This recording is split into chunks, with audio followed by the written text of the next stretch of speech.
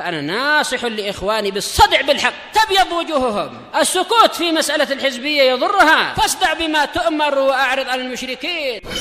سلامي على دماج ورجالها والشيخ يحيى ودار العلم يا سعد بانيها. Bismillahirrahmanirrahim. Alhamdulillah hamdan katsiran tayyiban mubarakan fih kama yuhibbu rabbuna wa yarallah. Asyhadu an la ilaha illallah wahdahu la syarika lah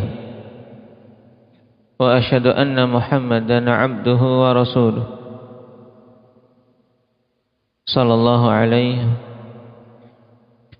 wa ala alihi wa ashabihi wa man tabi'ahum bi ihsanin ila yaumil.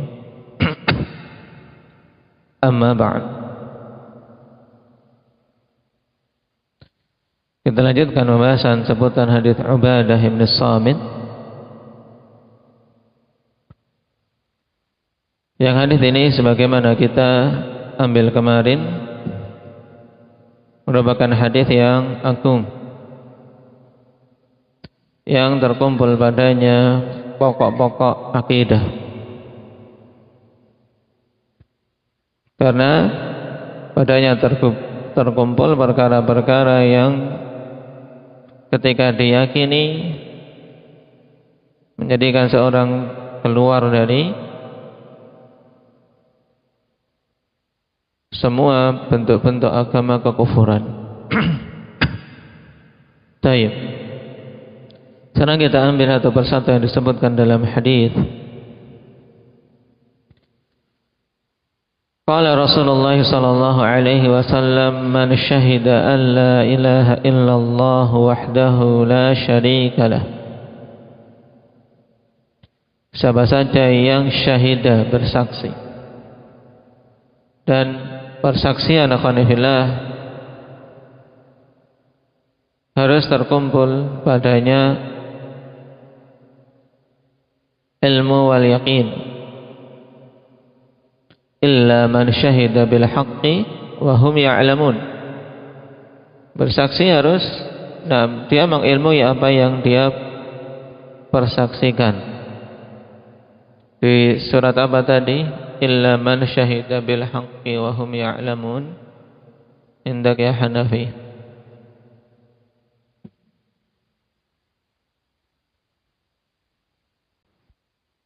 Di surat Zukhruf ayat yang ke-86. Wala yamlikul ladzina yad'una min dunihi syafa'ah. Kemudian yang menjadi syahid illa man syahida bil haqqi wa hum ya'lamun. Kecuali yang mempersaksikan syahida bil haqq.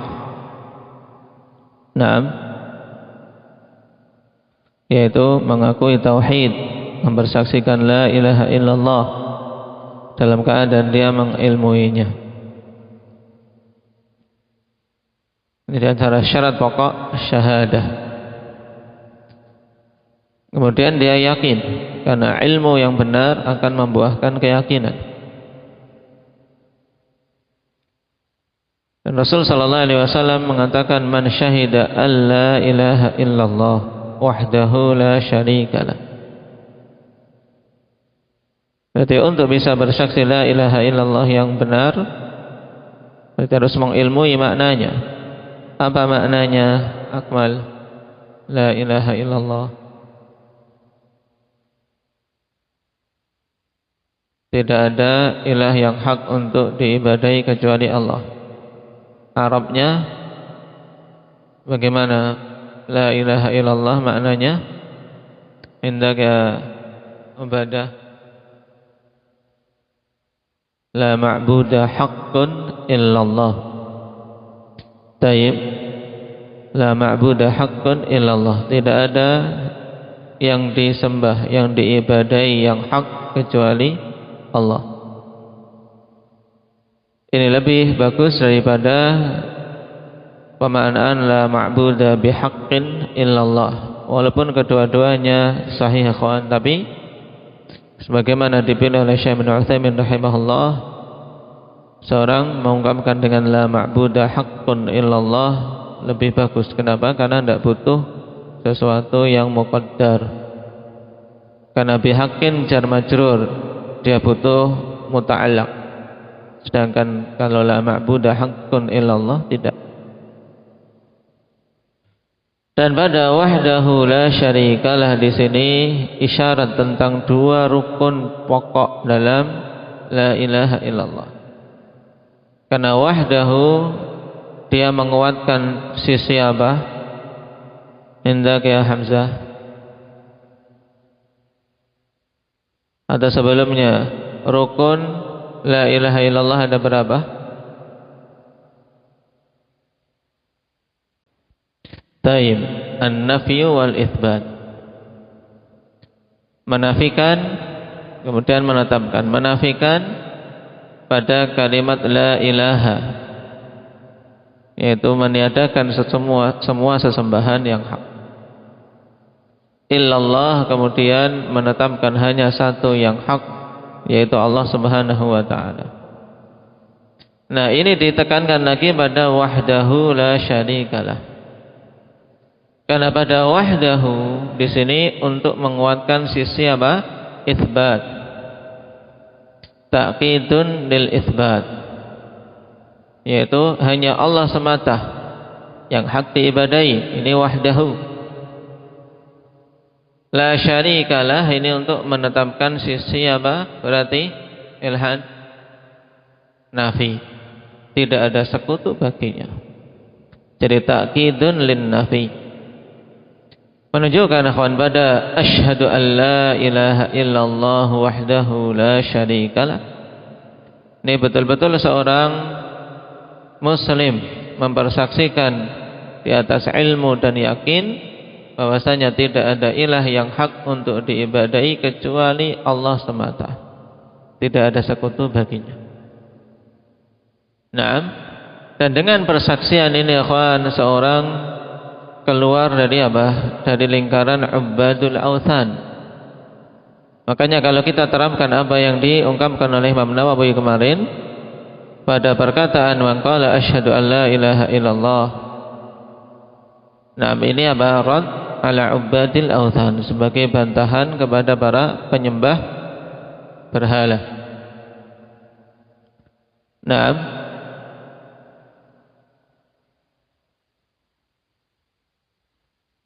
kuburiyun juga masuk dalam cakupan bantahan ini. Wa anna Muhammadan abduhu wa rasuluh, dan bahwasanya Muhammad itu adalah hamba Allah dan Rasulnya. Kemudian poin yang kedua yang dipersaksikan adalah mempersaksikan bahwasanya Nabi Muhammad sallallahu alaihi wasallam adalah abduhu wa rasuluh, adalah hamba Allah dan utusan Allah Subhanahu wa taala. Pada poin yang kedua ini juga terkandung isyarat dua rukun dalam persaksian, yaitu yang pertama mempersaksikan bahwasanya Muhammad itu adalah hamba, yang berarti tidak boleh diberikan kepadanya hak-hak ketuhanan. Kemudian yang kedua mensaksikan bahwasanya beliau adalah Rasulullah, utusan Allah Subhanahu wa taala, yang tidak boleh kita dustakan, tapi kita benarkan apa yang beliau sampaikan dan kita taat serta ikuti apa yang beliau ajarkan.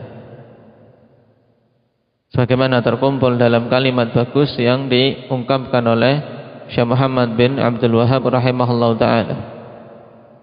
Ta'atuhu fima amar wa tasdiquhu fima akhbar wa ijtinabu ma naha anhu wa zajar. Sudah terkumpul dalam kalimat yang singkat ini akhwan tentang kandungan dari syahadah Muhammadur Rasulullah. Terus mentaatinya pada semua yang diperintahkan. Kemudian tasdiquhu fima akhbar, membenarkan apa yang beliau khabarkan. Kemudian wajtinabu ma naha anhu wa zajar, menjauhi apa yang beliau larang. Dan yang keempat, wa alla yu'badallah illa bima syara', tidak beribadah kepada Allah kecuali dengan apa yang beliau syariatkan.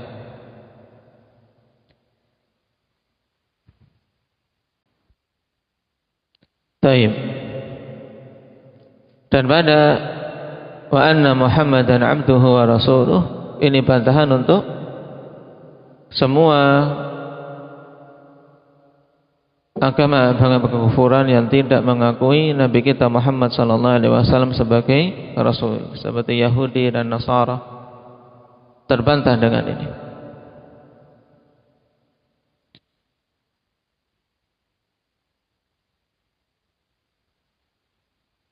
Dan tugasnya untuk pertemuan berikutnya untuk murajaah kembali tentang nasab Nabi kita Muhammad sallallahu alaihi wasallam.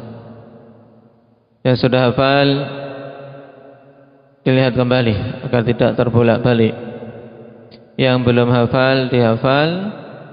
Nah, nasab Rasulullah sallallahu alaihi wasallam tersebut sampai ke Quraisy. Nah, nanti tanya kepada teman-temannya yang sudah mencatat. Nah, ini tugasnya untuk mencatat nasab Nabi kita Muhammad sallallahu alaihi wasallam. Dihafal Muhammad bin Abdullah bin Abdul Muttalib ibn Hashim dan seterusnya.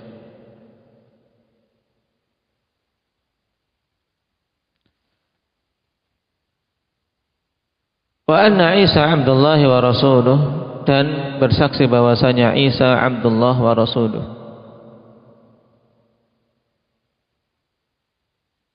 Sama seperti sebelumnya, bahwasanya Isa itu hamba Allah yang tidak boleh dituhankan, dan wa rasuluh, beliau adalah utusan Allah yang tidak boleh didustai, tidak boleh dimaksiati.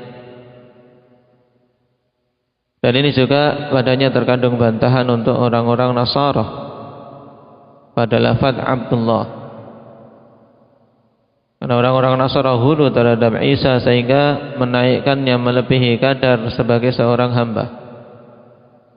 Dan pada wa rasuluh, bantahan untuk orang-orang Yahudi yang memusuhi Nabi Isa dan merendahkannya, bahkan menuduhnya sebagai anak zina. Wa kalimatuhu alqaha ila Maryam wa ruhum minhu, dan bersaksi bahwasanya Isa adalah kalimatuh. Kalimatuh berarti apa? Kalimatullah.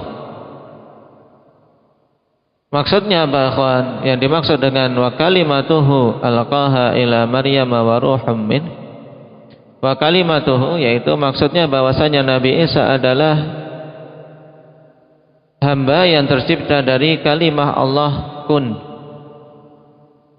Bukan maksudnya Allah itu adalah kalimat Allah seperti Al-Quran, bukan. Nah, tapi wa kalimatuhu maksudnya bahwasanya Isa khuliqa min kalimatillah, yaitu kalimatullah kun, tercipta dengan apa? Dengan kalimah Allah kun.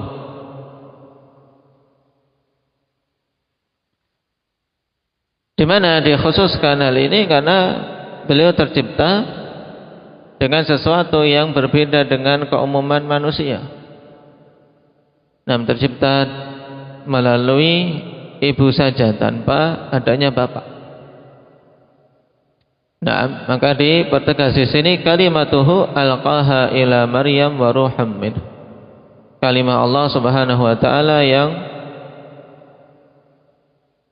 Allah mengutus Jibril dengannya ke Maryam. Kemudian ditiupkan padanya ruh dengan perintah Allah Subhanahu wa taala, sehingga jadilah Isa dengan izin Allah Subhanahu wa taala. Alqaha ila Maryam. Jadi kalimah kun, yang Allah Subhanahu wa taala mengutus Jibril dengannya kepada Maryam, kemudian ditiupkan padanya ruh dengan perintah Allah, sehingga jadilah Isa. Sehingga dari sini dikatakan kalimatuhu alqaha ila Maryam. Kenapa? Karena tercipta dari kalimah yang Allah Subhanahu wa taala ucapkan, yaitu apa? Kun. Naam. Wa ruhum minhu, dan roh yang tercipta dari sisi Allah Subhanahu wa taala. Wa ruhum minhu. Min di sini akhwan bukan litab'id. Bukan bagian, maksudnya bukan roh yang merupakan bagian dari Allah, bukan. Naam.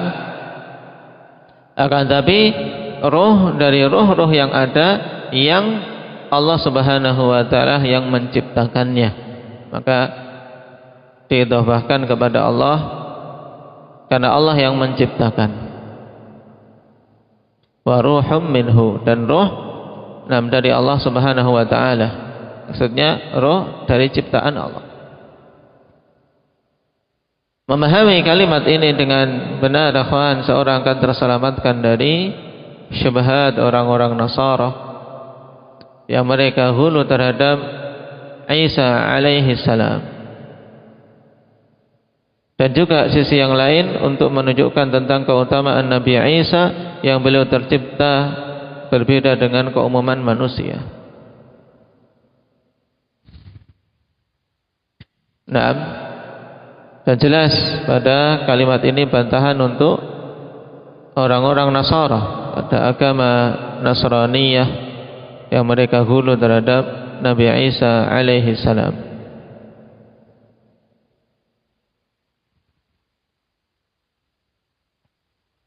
Wa annal jannata haqqun wan nara haqqun, dan meyakini bahwasanya surga itu hak dan neraka itu hak.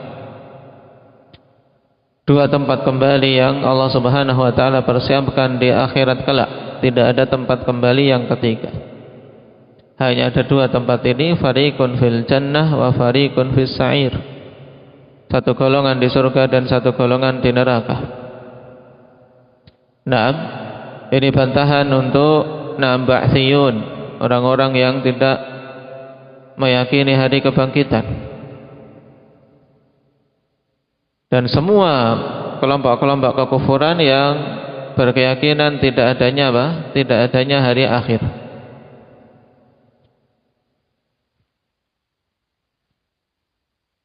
Komunis, ateis.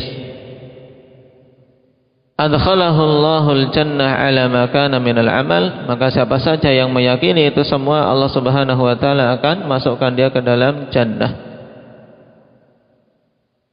Ala ma kana minal amal, perhatikan di sini kemarin telah kita singgung ada dua makna. Apa Zakaria maknanya? Yang pertama ala hasabi a'mali, yaitu dia akan masuk ke dalam surga sesuai dengan amalannya masing-masing dari sisi derajat-derajatnya. Yang kedua, yaitu mesti akan dimasukkan ke surga dengan amal yang dia lakukan, baik amalan baik buruk maupun yang baik. Selama dia mati di atas keyakinan ini, yaitu mentauhidkan Allah Subhanahu wa taala. Pada poin-poin tadi kalau kita perhatikan, padanya akhwan, ketika seorang meyakininya, dia telah bara'ah dari semua agama-agama kekufuran. Makanya para ulama mengatakan di antara perkara yang ditalkinkan kepada seorang Nasrani yang mau masuk Islam, di antaranya adalah apa-apa yang terkandung pada hadis ini, yaitu dia ketika mau masuk Islam, ditalkin untuk mengucapkan persaksian ini, asyhadu an la ilaha illallah wahdahu la syarikalah wa anna Muhammadan abduhu wa rasuluh wa anna Isa abdullahi wa rasuluh. Kenapa? Karena dia butuh untuk keluar dan bara'ah dari keyakinan dia sebelumnya, ya tidak? Karena harus meninggalkan keyakinan dia sebelumnya, meyakini Isa sebagai Tuhan atau sebagai anak Allah atau sebagai satu dari Trinitas, dan keyakinan-keyakinan yang lain dari umat kafir ini. Kemudian ada pembahasan apakah orang-orang Yahudi dan Nasara meyakini adanya surga dan neraka. Tidak kayak Badri. Nah, mereka meyakininya. Nah, cuman mereka yakin bahwasanya kalau toh masuk ke neraka cuman beberapa saat saja. Faqalu lan tamassana an-naru illa ayyaman ma'dudah. Nah, ini keyakinan mereka tentang neraka. Diberitahu tentang neraka bukannya takut tapi nyantai. Mereka mengatakan lan tamassana an-naru illa ayyaman ma'dudah. Kami tidak akan tersentuh api neraka kecuali hari-hari yang berbilang saja, cuma sebentar saja. Jadi tidak apa-apa.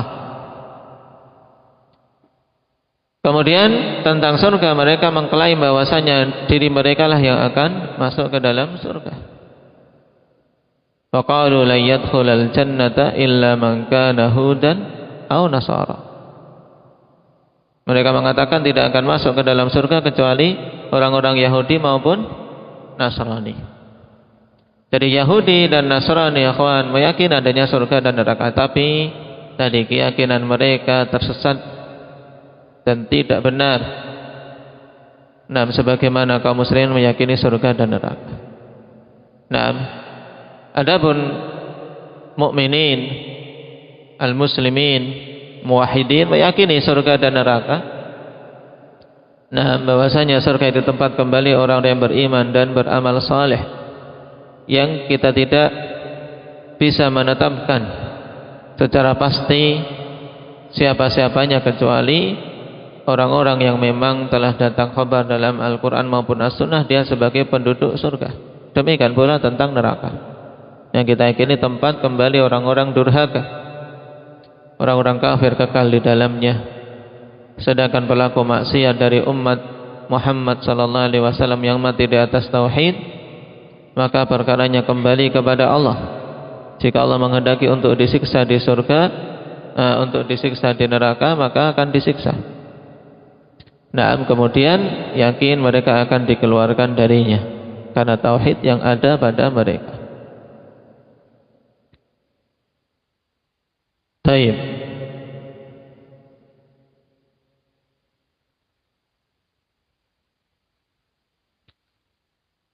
Qala al-Imam Muhammad bin Abdul Wahhab rahimahullahu ta'ala, walahuma fi hadits Itban, fa inna Allah harrama 'ala an-nari man qala la ilaha illallah yabtaghi bidzalika wajha Allah. Walahuma yaitu lil Bukhari wa Muslim. Dalam riwayat Bukhari dan Muslim dari hadis Itban. Jadi maksud adalah Itban ibn Malik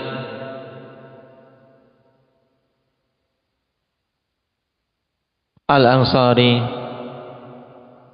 seorang sahabi yang masyhur yang kita baca telah kita lewati dalam Sahih Muslim kisahnya yang panjang, di mana beliau meminta kepada Rasul sallallahu alaihi wasallam agar Rasul datang ke rumahnya karena beliau sudah tua.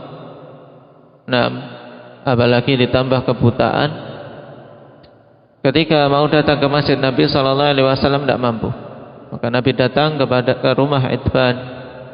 Kemudian sholat di tempat yang di situ, kemudian dibuat Itban sebagai musalla. Nah, di akhir hadis Rasul sallallahu alaihi wasallam katakan, fa innallaha harrama 'alan nar man qala la ilaha illallah yabtaghi bidzalika wajhallah.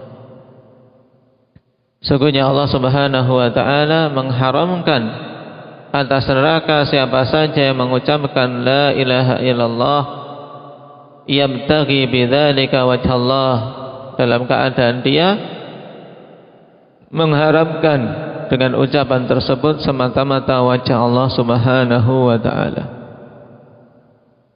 Nah, pada hadis ini didatangkan oleh Syekh Muhammad bin Abdul Wahhab rahimahullahu taala untuk menunjukkan keutamaan tauhid, bahwasanya seorang yang mentauhidkan Allah, maka Allah Subhanahu wa taala akan mengharamkan neraka atasnya. Baik. Dan diharamkannya hamba ini untuk masuk ke dalam neraka, ikhwan, ada dua jenis. Yaitu pengharaman yang sempurna, di mana memang sama sekali dia tidak akan masuk ke dalam neraka. Ini tentunya bagi ahli tauhid yang murni, yang mereka betul-betul mentauhidkan Allah dan beramal dengan amalan-amalan soleh dan terjauhkan dari dosa-dosa besar. Ini apa? Pengharaman dari neraka yang sempurna, itu sama sekali tidak tersentuh oleh siksa api neraka. Kemudian yang kedua, pengharaman yang naqis, yang tidak sempurna, di mana hamba ini memang diharamkan dari neraka, tapi diharamkan dari sisi dia tidak kekal di dalamnya. Karena apa? Karena dia dimasukkan ke dalam neraka sampai waktu yang Allah tetapkan untuk kemudian dia dikeluarkan. Bagi siapa ini? Yaitu bagi ahli tauhid yang mati dalam keadaan membawa dosa-dosa besar dan Allah Subhanahu wa taala kehendaki untuk dia dihukum di neraka terlebih dahulu. Tapi dari kedua jenis ini jelas dan keutamaan tauhid padanya, yaitu bahwasanya tidak akan kekal di dalam neraka siapapun itu yang mati membawa ketauhidan. Dan perkataan man qala la ilaha illallah yabtaghi bidzalika wajhallah, siapa saja yang mengucapkan la ilaha illallah,